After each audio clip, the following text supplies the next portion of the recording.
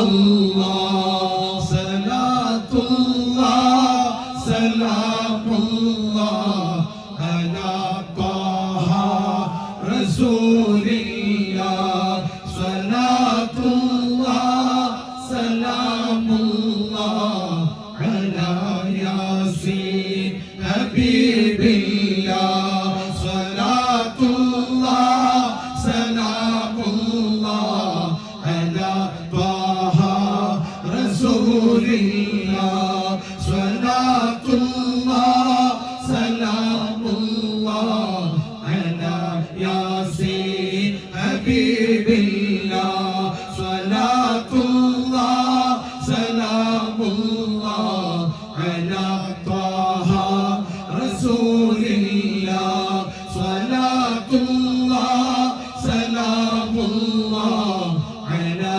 yasin ഇൽമുകൊണ്ട് അങ്ങേയറ്റ ശൂന്യമായ ആൾക്കാരാണ്. പ്രത്യേകിച്ച്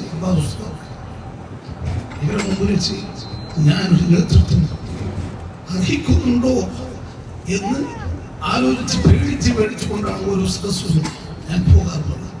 കാരണം ഞാൻ ആഗ്രഹിക്കുന്നില്ല, പക്ഷേ ഞാൻ ആഗ്രഹിക്കുന്നില്ല, ഞാൻ ഒതുക്കി ജീവിക്കാൻ ആഗ്രഹിച്ചവനാണ്. പക്ഷേ എന്താണെന്നറിയില്ല. ഞാൻ പിന്നോട്ട് പോകുമ്പോൾ വിളിച്ചു കളിക്കും പോലെ നിൽക്കുമ്പോൾ തുരുതുര നിക്കറിന്റെ മജ്‌ലിസുകളിലേക്ക് വിളിച്ചുകൊണ്ടേയിരിക്കുന്നു. പിന്നീട് ബാപ്പയുടെ നിർദ്ദേശം ഞാൻ പറഞ്ഞു, ബാപ്പയുടെ നിർദ്ദേശം, ശക്തമായ നിർദ്ദേശം, പോകണം, മജ്‌ലിസിന് നേതൃത്വം നൽകണം, ദുആ ചെയ്തു കൊടുക്കണം.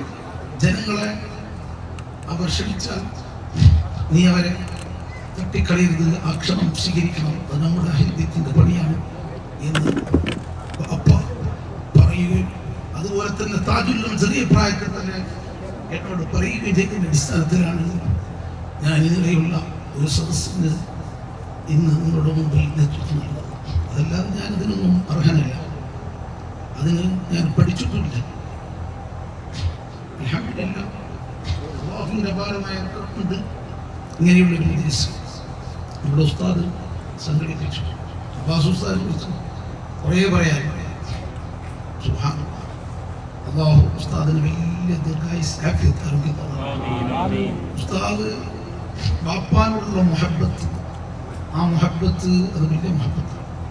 ബാപ്പാക്ക് തേച്ച് ഉസ്താദിനോടുള്ള മുഹബ്ബത്ത് എന്നോട് പ്രത്യേകമായി പറഞ്ഞതാണ്. ബാപ്പ നേതൃത്വം നൽകി ഇത് സ്ഥാപിച്ചു ഈ ജലാലി. എന്നിട്ട് എന്നോട് പറഞ്ഞു, എത്ര വലിയ തിരക്കാണെങ്കിലും എന്ത് വലിയ കാര്യങ്ങളാണെങ്കിലും ഉസ്താദിന്റെ അവിടെ വെച്ച് നടക്കുന്ന ആ ശിഷ്യന്മാർ നടത്തുന്ന സദസ്സ്, ആ സദസ്സിന് ഒരു ഒഴിവുകയും പറയാൻ ആളുകളല്ല, അത് ഏറ്റെടുക്കണം, നടത്തി കൊടുക്കണം എന്ന് ബാപ്പയുടെ നിർദ്ദേശം. എന്തുകൊണ്ട്? ഉസ്താദിനോടുള്ള അങ്ങേയറ്റത്തെ മുഹബ്ബത്ത്. ബാപ്പാക്ക് ഉസ്താദന്മാരെന്ന് പറഞ്ഞാൽ, ആലിമീങ്ങൾ എന്ന് പറഞ്ഞാൽ അത് നമ്മുടെ കുടുംബത്തിന് പ്രത്യേകമാണ്. ആലിമീങ്ങളെ അൽഹംദുലില്ലാഹ് അപാരമായ അനുഗ്രഹമുണ്ട്. എൻ്റെ ഉപ്പാപ്പ, ബാപ്പാൻ്റെ വാപ്പ സയ്യിദ് ഫസൽ പൊക്കോയെത്തുന്നു അങ്ങേയറ്റത്തെ ആലിമീങ്ങളെ വെച്ചു. അതുകൊണ്ടാണ് കേരളത്തിലുള്ള മല പോലെയുള്ള പാറ പോലെയുള്ള പ്രചരിക്കുന്ന വലിയ ഇൽമിന്റെ ബഹറുകളായ എല്ലാ ആലിമീങ്ങളും ഉപ്പാപ്പയെ കണ്ടിട്ടുണ്ട്, ഉപ്പാപ്പ സ്വീകരിച്ചിട്ടുണ്ട്. അവരൊക്കെ വേണ്ടതുപോലെ കാര്യങ്ങൾക്കൊക്കെ അവർക്ക് ആവശ്യങ്ങളൊക്കെ ചെയ്ത് കൊടുത്തിട്ടുണ്ട്. ആ സ്നേഹം നമ്മുടെ ഉസ്താദുമാർ അത് അനന്തര അവകാശങ്ങളാണ്. ഏതനന്തര അവകാശം? അമ്പിയാക്കളുടെ അനന്തര അവകാശികളാണ് ഹബീബായ മുഹമ്മദ് റസൂലുള്ളാഹി സ്വല്ലല്ലാഹു അലൈഹി വസല്ലം തങ്ങൾക്ക് ശേഷം പ്രവാചകന്മാരില്ല. ദീൻ ഇവിടെ നിലനിൽക്കണം, ഖിയാമത്ത് നാൾ വരെ ആ ദീൻ നിലനിൽക്കണമെങ്കിൽ അതിനുള്ള അനന്തര അവകാശികളാണ് ആ ഇൽമു. അതാണ് ലക്ഷ്യമെന്ന് എല്ലാവരുടെ മുമ്പിലും തുറന്നു പറഞ്ഞ വ്യക്തിത്വമാണ് താജുൽ ഉലമ സയ്യിദ് അബ്ദുർ റഹ്മാൻ ബുഖാരി. അവർ നമ്മൾക്ക് കാണിച്ചു തന്നിട്ടുണ്ട് ശരിയായ ദീൻ എന്താണ്. സുബ്ഹാനല്ലാഹ്, അങ്ങനെ നോക്കിക്കഴിഞ്ഞാൽ ഉസ്താദിന്റെ ഈ 40 കൊല്ലത്തോളം അല്ലാഹു മരണം വരെ ഈ ദർസ് നടത്താൻ ഒരു മുടക്കം വരാതെ, ഒരു ക്ഷീണം വരാതെ നടത്താൻ അല്ലാഹു തൗഫീഖ് നൽകുമാറാകട്ടെ. ഇതാണ് ഈ ലോകത്ത് കിട്ടുന്ന ഏറ്റവും വലിയ സന്തോഷം എന്നുള്ളത്.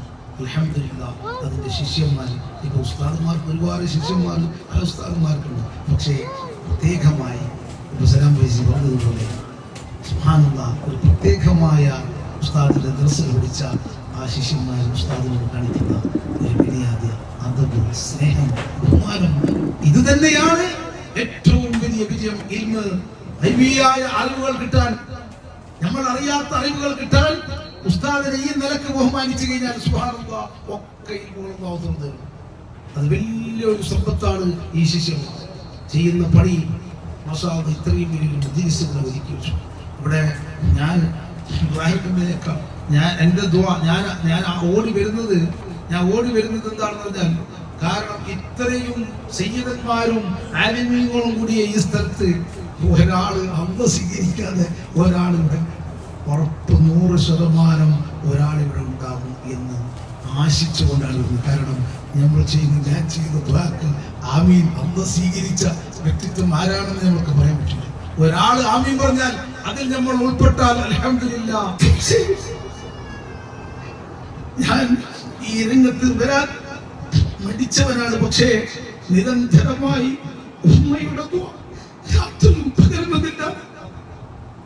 ആ ദുആന്റെ ഫലം കൊണ്ടാണ് നിങ്ങളുടെ ഒരു സാധുവായ ഞാൻ ഈ സദസ്സിന് നേതൃത്വം നൽകിയത്. എന്നോട് എപ്പോഴും പറയും, നീ താജുല്ലഹന്റെ ഉപ്പാനെ പോലെ ആക്കണം. ഞാൻ പറഞ്ഞു, അതിനൊന്നും പഠിച്ചിട്ടില്ല, അതിനൊന്നും ഞാൻ പഠിച്ചിട്ടില്ലല്ലോ. അത് തന്നുകൊള്ളും, അത് ഉപ്പ തന്നുകൊള്ളും. നീ ഉപ്പാന്റെ ഉപ്പ ഭക്തി പോലെ നിൽക്കണം, ഉപ്പാന്റെ ഭക്ത നിൽക്കുന്നത് അത് ഉപ്പ തന്നുകൊള്ളും എന്നാണ് എന്റെ ഉമ്മ പറഞ്ഞത്. അതുകൊണ്ട് തന്നെയാണ്, അല്ലാതെ ഞാൻ ഒരു കാലത്തും ഈ സദസ്സിന് അർഹനല്ല എന്ന് 100% ഞാൻ പറയുകയാണ്. ഉമ്മയുടെ ദുആ അത് അല്ലാഹു സ്വീകരിക്കാതിരിക്കില്ല. പ്രിയപ്പെട്ടവരെ, ഉമ്മകളുടെ അല്ലാഹു വലിയ ദീർഘായുസ്സും ആഫിയത്തും ആരോഗ്യവും ഉമ്മാന്റെ കാൽക്കീഴിലാണ് സുഖം. ഞാൻ എത്ര വലിയ ഉന്നതിയിലെത്തിയാലും ഏത് ഉസ്താദായാലും ഏത് തങ്ങളായാലും ഉമ്മയുടെ പൊരുത്തമില്ലേ അവൻ നശിച്ചു പോയി. പ്രിയപ്പെട്ടവരെ, ആ ഉമ്മയെ കൺകുറുക്ക് പോലെ ഒറ്റാരും അവരെ സ്നേഹിക്കാനും അവരോട് ആദരവ് കാണിക്കാനും അല്ലാഹു നമുക്ക് അവകാശം അല്ലാഹു നൽകുമാറാകട്ടെ. ആമീൻ.